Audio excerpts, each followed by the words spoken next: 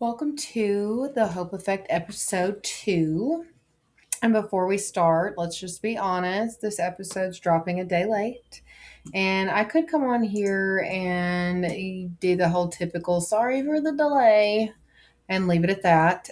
But if you've been following along, you just know that's not really how I operate. So let's just talk about why it's late, because it actually ties directly into everything this episode about. This episode is about. We're a day late now. We're an hour late. Still working on this daggum video. But yesterday I did have a health flare, and the old version of me would have spiraled. She would have felt defeated behind, like my body was working against me and like I was losing. But my husband said something to me that I keep coming back to. He said, "You're not losing to this, you're pushing back, you're moving through it, you are fighting it, it's not fighting you." And that one reframe, that one shift in language changed everything about how I experienced the last 24 hours. And I really think that is manifestation, not magic, not a vision board sitting on a shelf, but the intentional daily decision about how we narrate our own story. And tonight we are going to dive deep on that. So I think manifestation is one of the most misunderstood topics in personal development. Some people think it's magic. A lot of people think it's nonsense, especially in this area. Some people's area where I live, sorry. For those who don't know, I'm from the Southeast. So not a widely practiced thing in the Southeast, especially in my corner of West Tennessee. Some people do believe some blah, blah, blah. Brain fog is very real as well, guys. Some people think manifestation is magic and nonsense. Some people have a vision board. Some people use a journal. Some have a whole ritual behind it and still feel like failures when life doesn't hand them the Ferrari that they talk about every day. But honestly, I think the truth is somewhere in the middle, because I don't believe you can sit on your couch and think about a Ferrari and have one appear in your driveway. But I do believe that there are very real biological and physiological and neurological reasons why our thoughts, our emotions, our environments, and the state of our nervous system shape the lives we actually experience.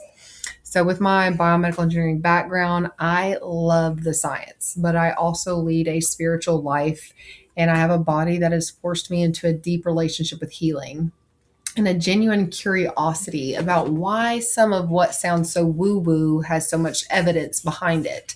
So, tonight we're going to hold on to both science and spirit, evidence and lived experience, because I think they're always pointing at the same thing.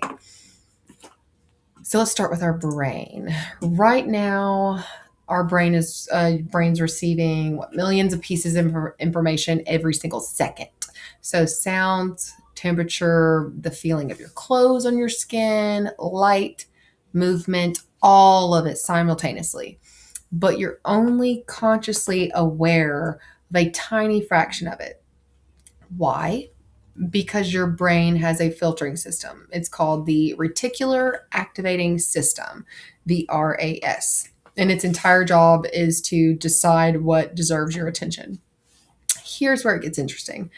The RAS doesn't filter based on what's objectively important. It filters based on what you've told it to look for. So it filters based on focus, based on what you repeatedly think about, talk about, worry about, or desire. Have you ever decided you wanted a specific car, let's say a white Jeep, and then suddenly you see white Jeeps everywhere? They didn't appear out of nowhere. They've always been there, but your brain just started flagging them as irrelevant. And that's not magic. That's your reticular activating system doing exactly what it was designed to do. And I think a lot of what people call manifestation starts right there. What we focus on consistently, intentionally, emotionally becomes more visible to us. Opportunities, relationships, solutions, possibilities. The brain starts surfacing what it believes matters to you. That's real neuroscience, not mysticism, neuroscience. The next section might be the most important thing we talk about tonight. So please stay with me. Something I've learned both through research and through my own body is that the nervous system becomes familiar with certain states. It gets used to chaos, it gets used to stress, it gets used to hypervigilance, it gets used to survival mode. And when the nervous system is in chronic fight or flight, some pretty significant things happen physiologically. Cortisol stays elevated, attention narrows, creativity decreases, your brain's problem solving capacity actually goes down. Your ability to assess risk gets distorted. You stop looking for opportunities and you start scanning for threats. I know this because I've lived it. My anxiety journey taught me that I had a nervous system that was running a marathon 24/7. So even when I was quote unquote resting, my body was still, but my mind was not. And here's the thing about yesterday about my flare up. The language I use with myself in those moments matters so much. When I start saying I'm losing, my body's failing, I can't catch a break, or especially when I know it's about to happen, I'm like, oh no, this is about to happen. This is awful. My nervous system responds to that. It escalates and it spirals. But when my husband reframes it and he says, you're pushing back, you're moving through it, this isn't winning over you, something in my body physically settles. My nervous system hears that differently. And that's not a coincidence. The words we use narrate our experience, and it has a physiological effect. It is really genuinely hard to manifest abundance when your nervous system is in survival mode. So if you've been doing all the things, journaling, affirming, visualizing, and it still feels like nothing is shifting, I want to gently ask, what state is your nervous system living in most of the time? Because regulation is not separate from manifestation. Regulation is manifestation. Research is pretty clear behind emotions as well. It's pretty interesting. They're not just feelings that happen to us. They're emotions actively influence our attention, memory, decision making, and behavior. And they also shape what we notice, how we remember things, what we choose, and how we show up. We've kind of heard this scenario. Most of us have two people can be in the same room and face the same opportunity and hear the same words and have completely different experiences of it. Why? Because their internal state is different. One is calm and open, the other is dysregulated and on guard. This is why the same life event can be devastating for one person and a lesson for another. It's not about what happened, it's about the emotional state through which it was received. And here's the connection to manifestation. When I talk about the language around my health flare, this is what I mean. I did not change the flare itself, but my body still did what it was going to do, but I changed the emotional state through which I received it, and that changed what I was able to do with it. I was able to work through it so much stronger and push through so much quicker as well. Like, kudos to that 10-15 minute episode. That was great. But getting lost in the dark is easy, and I know the path there by heart. But you can choose to turn toward the light, not by pretending that the dark isn't real, but by deciding that it doesn't get to set the direction and take all of your energy. And that is how you manifest your way back. Now, let's talk about energy, and I promise I'm not going to lose you here. When I use the word energy, I don't mean that magic, mystical, flying, floating cloud around the room. I mean measurable, documented, scientific energy that has an impact, a documented impact that our emotional, mental, and physiological state has on ourselves and the people around us. We've all experienced this situation where you walk into a room and you feel tension before even a single word spoken to you. You've been around someone that is so calm that it actually makes you feel calmer. You've been in space where someone's anxiety was contagious, and that's not a metaphor, by the way. It's called emotional contagion. And research shows that humans unconsciously mirror each other's facial expressions, posture, breathing patterns, and emotional states. We literally influence each other's nervous systems. We co regulate. Music changes your mood. Tone of voice changes your mood. The environment you spend most of your time in shapes your baseline state. So when people in spiritual traditions talk about energy and vibration, I think they're describing something real, just in language that predates the neuroscience vocabulary that we have now. The experience they're pointing to, it's documented. We just call it different things in different rooms. One more piece of science I want to share because it's genuinely kind of rocked me when I learned about it, focusing on the brain, is that our brains operate at different electrical frequencies, what we call brainwave states. So again, energy and frequencies bouncing off of each other, you're going to receive and perceive and receive and give off different. So that it's kind of what jives and what doesn't. Um, but in our brainwave states, we have beta. This is your normal waking state. High beta is stress, anxiety, and overthinking, the nervous system on overdrive. Alpha is that relaxed and open awareness. Theta is deep meditation, creativity, the space where real reflection happens. And here's what meditation actually taught me. I've been spending most of my time in no time actually in alpha or theta, even when I am still and resting, so to speak. My brain is still in high beta. I wasn't resting, I wasn't restoring. I'm running, mentally running constantly and trying to call it downtime just because my body's physically still. The reason meditation shows up in so many healing and manifestation practice isn't because of the mysticism. It's because spending intentional time in slower brainwave states, that alpha and theta states, actually changes how your brain functions. Research consistently shows benefits in stress reduction, emotional regulation, attention, and anxiety symptoms. So you can't think your way to a regulated nervous system. You have to create conditions for it. So, like an example, I work a very high stress job, so my health is going to continue to have flares based off of continuous stress. But I've figured out a way to somewhat back off and not absorb the stress.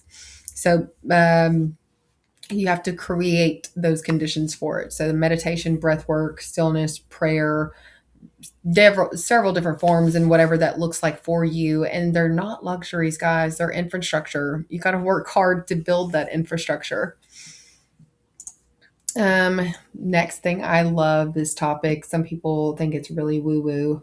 But I want to be careful how I frame this next section around the chakras and nerve plexus because I want to honor both the science and the tradition without overstating either of them.